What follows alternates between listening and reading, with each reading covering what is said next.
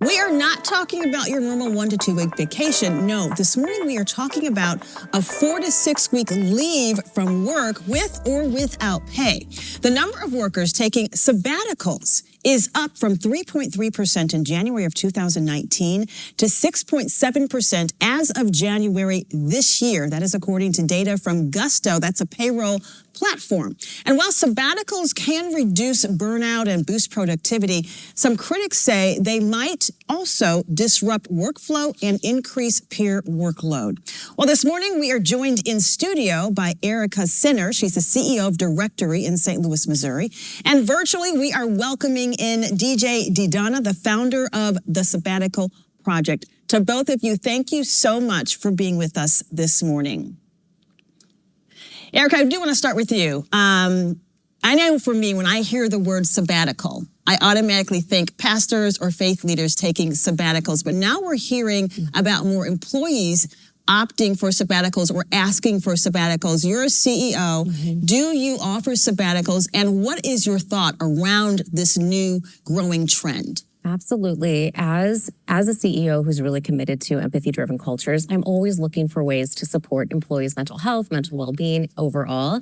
I haven't had an employee request this type of policy, but I think sitting down to talk about it could be a real benefit. Okay.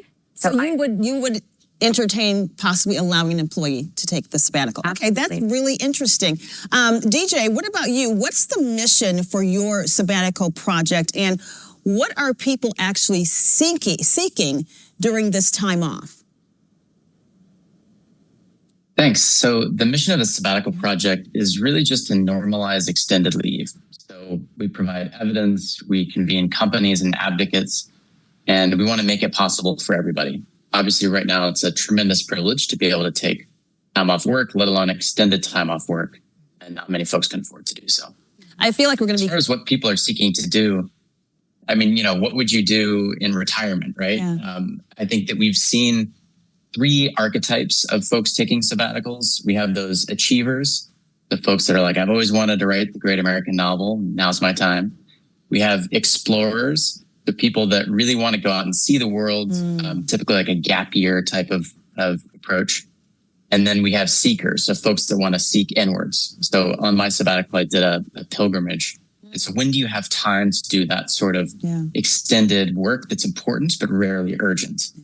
I feel like we're going to possibly be giving some people some ideas this morning. They're like, oh, this sounds like a good idea. So DJ, some companies are actually playing their part in this. Intel, for example, offering a fully paid 2-month sabbatical after 7 years of service. For others, it's not so easy to go without a paycheck for that long. So how are you working to make sabbaticals available to more people? We're doing so a few different ways. So I think about it as a top-down approach, providing evidence to policymakers, to company leaders. Eric, I'm excited to talk to you about the benefits of sabbaticals for your companies. Folks want to see that they'll be okay and that they'll be better off for doing so.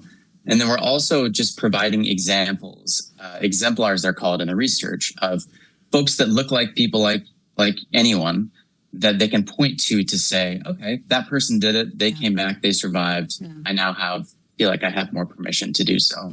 So my book, which is coming out in 2026, talks about, countries, companies, and individuals that have taken sabbaticals, that have it as part of their traditions, that actually do quite well, and just try to normalize and tell that story around time off a bit differently.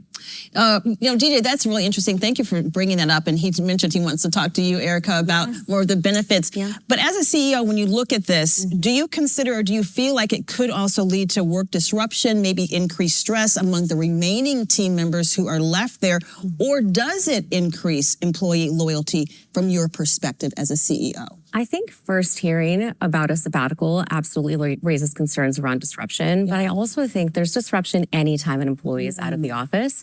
And so thinking about culture really being critical to success, not just a buzzword, I can see the benefits of having, and it's really about preparation and planning. So maybe a policy like this allows you to plan for an employee to be out, and that's a lot better than having somebody quit, right? And so now you're having to replace the employee that is there, which can cost, data shows, 3 to 4 times the amount of the salaried position. Yeah. So it could be mutually beneficial for employees and employers. Well, I have a feeling you and DJ are going to have a great conversation after this. DJ, Erica, thank you both for offering your insight and your expertise around this topic this morning. We appreciate your time.